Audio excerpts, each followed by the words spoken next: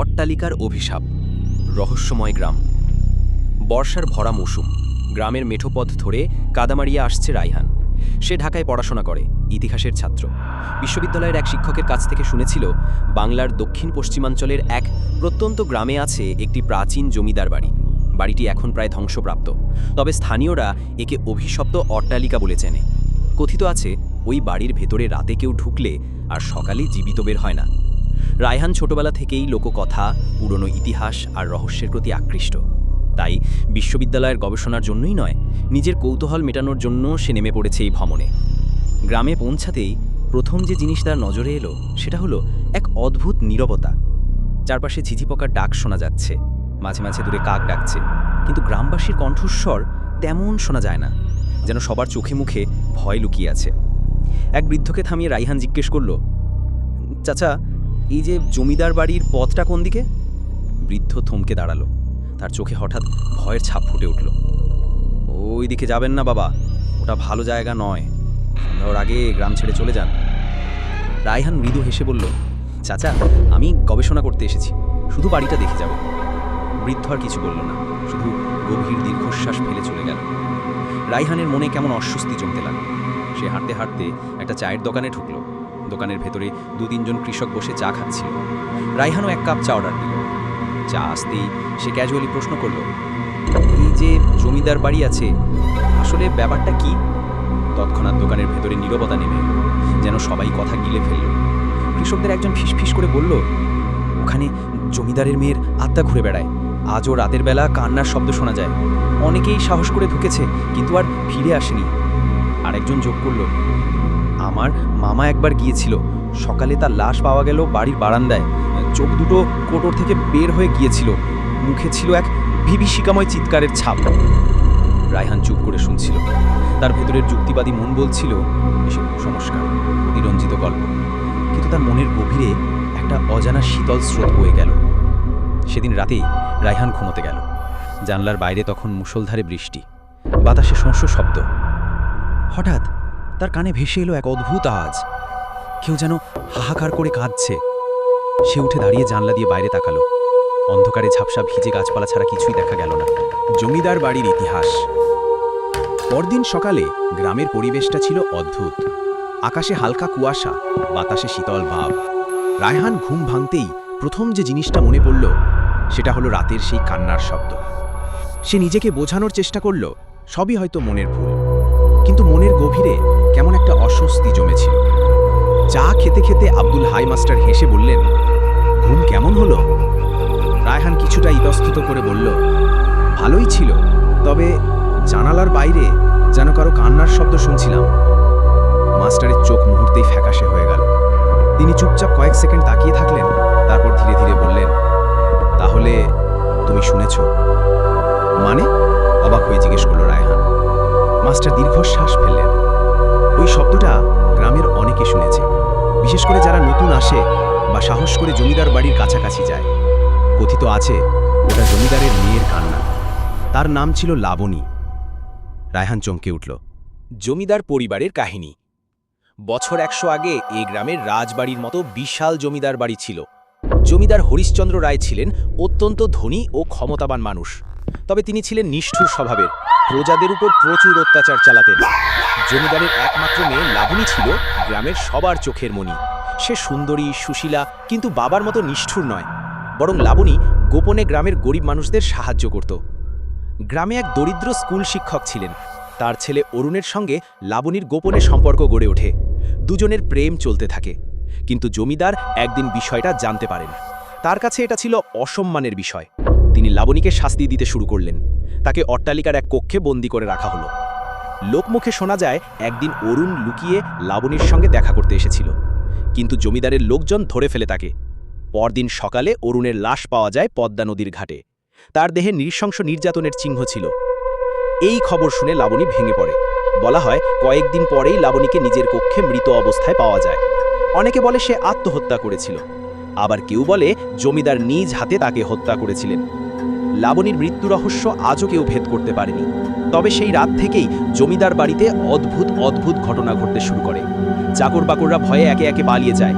গ্রামের মানুষ বলে লাবণীর আত্মা শান্তি পায়নি, সে প্রতিশোধ চাইছে।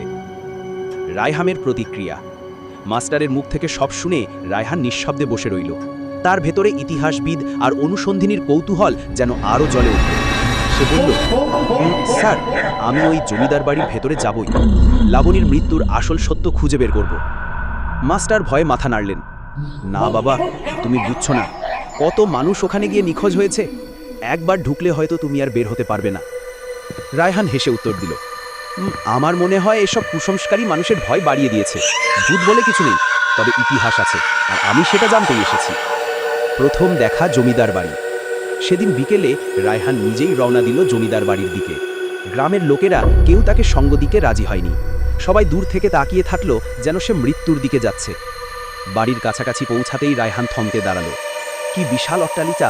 ভাঙা সিঁড়ি, জংধরা লোহার দরজা, দেয়ালে শ্যাওলার আস্তরণ, জায়গায় জায়গায় পলেস্তারা খসে পড়েছে। বিশাল বারান্দা, অন্ধকার জানালা, সব মিলিয়ে জায়গাটা যেন মৃত্যুর রাজপ্রাসাদ। বাতাসে কেমন এক অদ্ভুত গন্ধ, পুরনো ধুলো আর পচনের গন্ধ মিশে আছে। চারপাশে কাক আর শকুন উঠছে। বুকের ভেতরে ধুকপুকানি টের পেলেও সাহস করে ভেতরে ঢুকে গেল। ভেতরের দৃশ্য। ভাঙা সিঁড়ি বেয়ে সে উঠল বারান্দায়। ভেতরে অদ্ভুত নীরবতা। তার টর্চ লাইটের আলোয় দেখা গেল দেয়ালে ঝুলছে ফাটা ছবির ফ্রেম, হয়তো জমিদার পরিবারের পুরনো ছবি। এক জায়গায় একটা বড় প্রতিকৃতি, সম্ভবত লাবণী। ছবির চোখ যেন অন্ধকারে রায়হানের দিকে তাকিয়ে আছে। হঠাৎ করে কোথাও যেন দরজার কড়ির শব্দ হলো। রায়হান ঘুরে তাকালো। কাউকে দেখা গেল না। তার কানে আবার ভেসে এলো সেই কান্নার শব্দ, আমি শান্তি চাই, আমি শান্তি চাই। শরীরে লোম দাঁড়িয়ে গেল রায়হানের, কিন্তু সে হাল ছাড়ল না।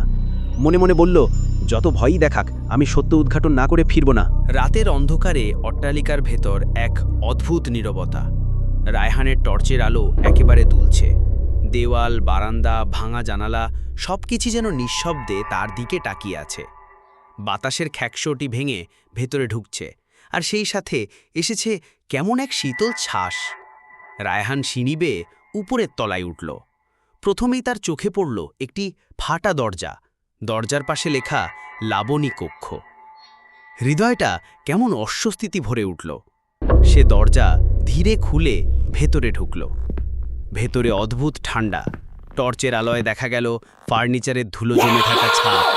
কিন্তু হঠাৎ দরজা পিছন থেকে বন্ধ হয়ে গেল। কে আছে?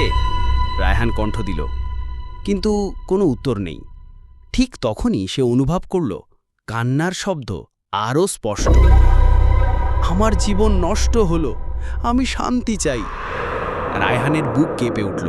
সে নিজেকে ধরল। না, এটা কুসংস্কার। আমি সাহসী, ভয় পাই না। কিন্তু সেই মুহূর্তে ভেতরের অন্ধকার কোণ থেকে ধীরে ধীরে এক ছায়া বের হলো।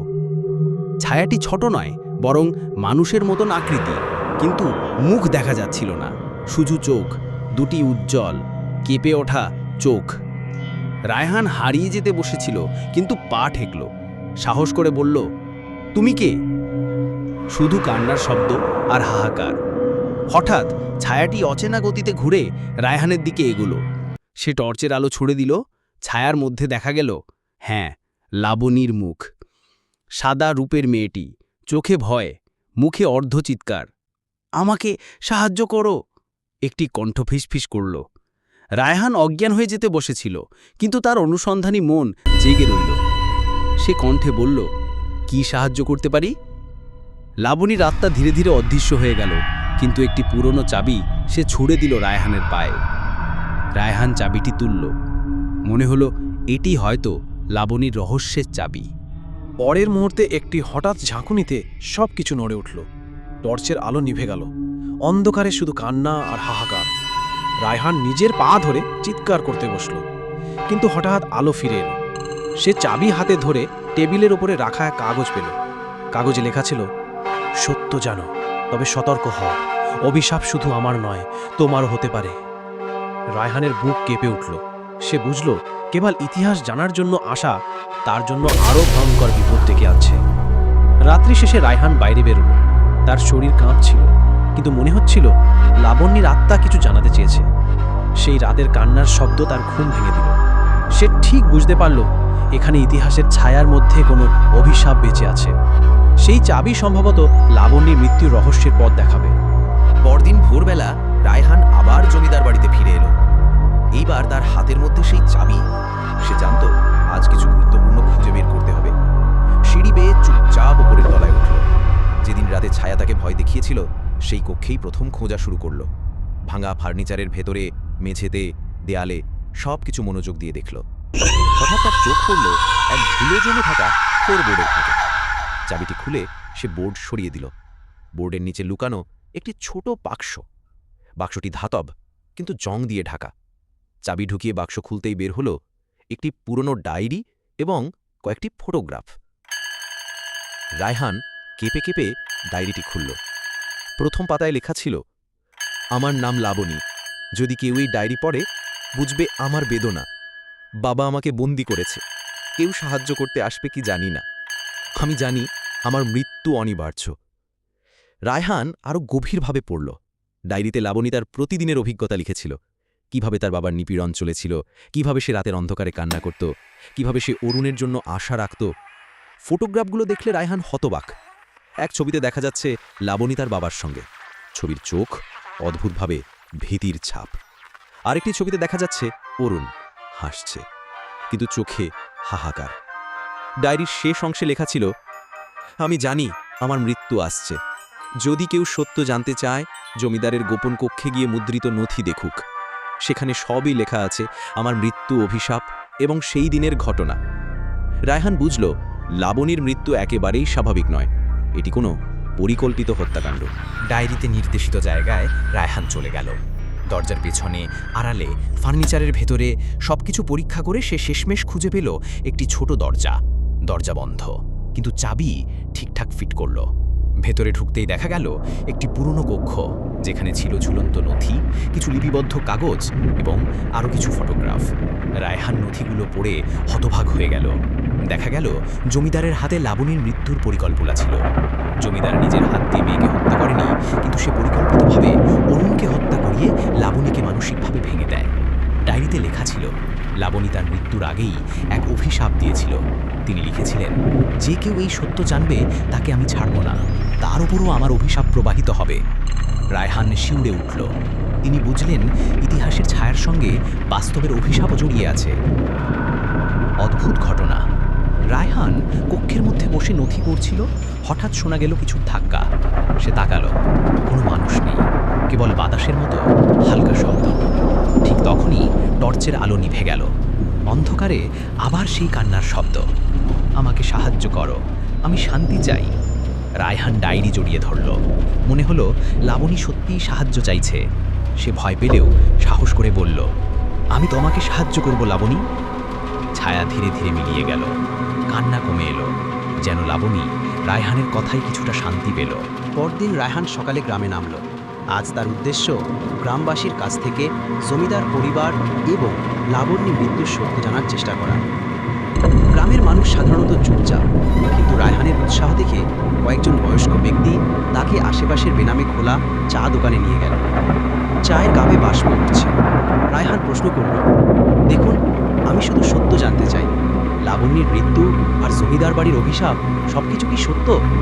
এক বৃদ্ধ কণ্ঠ কেঁপে বলল, সত্য জানার চেষ্টা করছো ছেলে, কিন্তু কিছু কিছু সত্য এমন যা শোনার পরও তুমি আর আগের মানুষ থাকবে না। রায়হান মাথা নেড়ে বলল, আমি ভয় পাই না। বৃদ্ধ ধীরে ধীরে শুরু করল, গ্রামের গোপন। জমিদারের হাত থেকে বাঁচা খুব কম লোকের ভাগ্য। তবে কিছু মানুষ দেখেছে রাতের বেলায় লাবণ্যর আত্মা বাড়ির বারান্দায় ঘোরে। কেউ ঢুকলেই সে কান্না করে, হাহাকার করে। কেউ যদি লাজুক বা পাপী হয়, তার সঙ্গে মুখোমুখি হলে তার ক্ষতি হয়। একদিন গ্রামের এক নাবালক যুবক সাহস করে বাড়িতে ঢুকেছিল। সকালে সে পাওয়া গেল বারান্দায়, চোখ এবং মুখে অদ্ভুত ছাপ। লোকেরা বলে লাবণ্যর অভিশাপ শুধু মৃত্যু নয়, বরং মানুষের মন ও আত্মার উপরও কাজ করে। আরেকজন মহিলা বলল তার স্বামীও একবার যাচ্ছিল। সে রাতের অন্ধকারে একটি ছায়া দেখেছিল, ভয়ে দৌড়ে পালালো। পরে স্বামী বলল, আমি এক নারীর কান্না শুনেছি, কিন্তু কেউ ছিল না। রায়হান গভীরভাবে শুনছিল। মনে হচ্ছিল ইতিহাসের ছায়া আর বাস্তবের অভিশাপ একে অপরের সঙ্গে মিলছে। রায়হানের পরিকল্পনা। গ্রামের কথা শুনে রায়হান বুঝল লাবণ্যের অভিশাপ কেবল গল্প নয়, তার জন্য সাহস এবং প্রজ্ঞা উভয়েরই প্রয়োজন। সে সিদ্ধান্ত নিল ১. রাতের অন্ধকারে অট্টালিকা ফের যাবে। ২. লুকানো নথি, চাবি এবং ডায়েরির সাহায্যে অভিশাপের সূত্র খুঁজবে। ৩. লাবণ্যের আত্মার শান্তির পথ খুঁজে বের করবে। সন্ধ্যের আগে সে গ্রামের চারপাশে ঘুরে এলো। লক্ষ্য, যে কোনো অদ্ভুত ঘটনা, কোনো অজানা ছায়া বা শব্দ খুঁজে বের করা। প্রথম অদ্ভুত সাক্ষাৎ। রাত নামতেই রায়হান অট্টালিকায় ফিরল। চাবি হাতে ধরে ডায়েরি এবং নথি নিয়ে সে প্রথম তলার কক্ষে বসে পড়ল। হঠাৎ দরজা ধাক্কা দিয়ে খোলা হলো। রায়হানের হৃদয় তাড়া দিতে লাগলো। দরজার পাশ দিয়ে ধীরে ধীরে হেঁটে এলো একটি ছায়া, লাবণীর আত্মা। বাট এবার ভিন্নভাবে। সে কেবল কান্না করছে না, সে দিক নির্দেশ দিচ্ছে। তার আঙুলে দেখানো হলো একটি পুরনো আলমারি, যা ভেতরে লুকিয়ে রাখা নথি এবং খতিয়ান বহন করছে। রায়হান নীরবভাবে আলমারির দিকে এগোলো। খুলতেই মিলল পুরনো খতিয়ান, জমিদারের নিজের রেখা। সেখানে লাবণীর মৃত্যুর প্রকৃত কারণ, অরুণের হত্যা এবং অভিশাপের সূত্র লেখা ছিল। রায়হান বুঝল সে সত্যের শেষ ধাপের খুব কাছে। কিন্তু এই মুহূর্তে হঠাৎ কক্ষে বাতাস ঘূর্ণির মতো বেড়ে গেল, আলো নিভে গেল। অধ্যায়। অট্টালিকার ভেতর নিঃশব্দ নীরবতা। রায়হান রির মধ্যে থাকা খতিয়ান হাতে নিয়ে সে পড়তে লাগল। খতিয়ানে লেখা যে লাবণ্যের মৃত্যু পরিকল্পিত। অভিশাপ শুধু তার নয়, যারা সত্যের সঙ্গে খারাপ কাজ করে তাদের ওপরও তা প্রবাহিত হবে। সত্য উদ্ঘাটন করলে আত্মা শান্তি পাবে। রায়হান বুঝতে পারল লাবণ্যের অভিশাপের মূল রহস্যটা এই নথিতে লুকিয়ে আছে। শেষ লুকানো বার্তা। নথি খুলতে খুলতে সে দেখল একটি চিঠি লুকানো। চিঠিতে লেখা ছিল, যদি কেউ এই চিঠি খুঁজে পায় সে বুঝবে আমার মৃত্যু শুধু দুঃখ নয়, বাবাও আমার স্বপ্নের মানুষ আমাকে শাস্তি দিয়েছে। যে কেউ সত্য জানবে তার সঙ্গে আমার আত্মা থাকবে যতক্ষণ না সে ন্যায়ের পথে চলে। রায়হান হেসে বলল, ঠিক আছে লাবণী, আমি সত্য বের করব। হঠাৎ কক্ষে হাওয়ার মতো শব্দ বয়ে গেল। বাতাসে ধুলো উড়ে উঠল। টর্চের আলো কমে গেল। কিছুক্ষণ পর রায়হান দেখল ছায়া আবারও তার সামনে, কিন্তু এবার ভয় নয়, শান্তির ছাপ। লাবণী ধীরে ধীরে মুখের দিকে তাকাল। তুমি সত্য খুঁজছ? ধন্যবাদ। রায়হান জিজ্ঞেস করল, আমি কি তোমাকে শান্ত করতে পারবো? লাবণ্যের চোখে অশ্রু, কিন্তু সে ধীরে ধীরে হেসে বলল, হ্যাঁ, শুধু সত্যের পথে চল। অতীতের চরম প্রকাশ। রায়হান গ্রামবাসীর সঙ্গে সব নথি শেয়ার করল। জানা গেল লাবণ্যের বাবা সত্যি পরিকল্পিতভাবে মেয়েকে শাস্তি দিয়েছে। অরুণকে হত্যা করা হয়েছিল যাতে লাবণ্য ভেঙে পড়ে। গ্রামের মানুষ ধীরে ধীরে মানল লাবণ্যের মৃত্যু জমিদারের পাপ এবং অভিশাপের সত্য। রায়হান নথি আলোকিতভাবে অট্টালিকার বারান্দায় রেখে বলল, লাবণী, তুমি শান্তি পাবে। হঠাৎ বাতাসে হালকা আলো, কেমন এক শান্তি। আর সেই সাথে রাতের অন্ধকারে কান্নার শব্দ কমে গেল। লাবণ্যের আত্মা ধীরে ধীরে মিলিয়ে গেল তার চোখের কষ্টের ছায়া। রায়হানের শেষ ভাবনা। রায়হান বাইরে বের হল। আকাশে রোদ উঠছে। গ্রামের মানুষ আশ্চর্য হয়ে দেখল অট্টালিকায় অদ্ভুত শান্তি নেমে এসেছে। রায়হান মনে মনে বলল, কিছু সত্য এত বড় যে শুধু সাহস আর সত্যের প্রচেষ্টা দিয়েই তা উদ্ঘাটন করা যায়। লাবণ্যের আত্মা শান্তি পেয়েছে। অট্টালিকা আর অভিশপ্ত নয়, তবে ইতিহাসের ছায়া, অভিশাপের গল্প সবই মনে থেকে যাবে। রাতের শেষ প্রহরে অট্টালিকার চারপাশে শান্তি নেমে এসেছে। আগের রাতে যা ভয় দেখিয়েছে আজ তা নিঃশেষ। রায়হান ডায়েরি ও নথি হাতে ধরে গ্রামে ফিরে এলো। গ্রামবাসী আগের মতো ভয় পায়নি, বরং কৌতূহল ও শ্রদ্ধার চোখে রায়হানের দিকে তাকাচ্ছে। তুমি সত্য বের করেছ ছেলে? এক বৃদ্ধ প্রশ্ন করল। হ্যাঁ, রায়হান বলল। লাবণীর আত্মা শান্তি পেয়েছে, আর অভিশাপ আর কারো উপর নেই। গ্রামবাসী একে অপরের দিকে তাকালো। কেউ কেউ কাঁদতে লাগলো, কেউ কেউ দীর্ঘশ্বাস ফেলল। গ্রামের প্রতিক্রিয়া। রায়হান গ্রামের কেন্দ্রীয় চার দোকানে বসে পুরো ঘটনার খোলাসা করল। জমিদারের পরিকল্পনা ছিল লাবণীর মৃত্যুর পেছনে অরুণকে হত্যা করা হয়েছিল। লাবণীর অভিশাপ দীর্ঘকাল গ্রামের ওপর ধাক্কা দিচ্ছিল, কিন্তু সত্য উদ্ঘাটনের মাধ্যমে আত্মা শান্তি পেয়েছে। শোনার পর গ্রামবাসীর শান্তি অনুভব করল। অনেকেই বলল, আজ থেকে আমরা সাহসী হব, আমরা লুকোনো সত্যকে ভয় পাব না। রায়হানের চূড়ান্ত উপলব্ধি। রায়হান ভাবল, ভয় এবং রহস্য মানুষের মনে কতদিন ঘোরে। ইতিহাস, অভিশাপ, মানুষ সব মিলিয়ে এক অদ্ভুত চক্র তৈরি করে। কিন্তু সাহস আর সত্যের চেষ্টা সব কিছু বদলে দিতে পারে। সে অট্টালিকায় ফিরে গেল, বারান্দায় দাঁড়িয়ে আকাশের দিকে তাকালো। মৃদু হাওয়া বইছে, কোথাও আর কান্নার শব্দ নেই। রায়হান জানল লাবণী শান্তি পেয়েছে, তার কষ্ট, তার অভিশাপ আর কারো ওপর নেই। রায়হান গ্রামের মানুষকে সাহসী হওয়ার শিক্ষা দিল। গ্রামের মানুষও বুঝল সত্য ও সাহস সবসময় অন্ধকারকে দূর করে।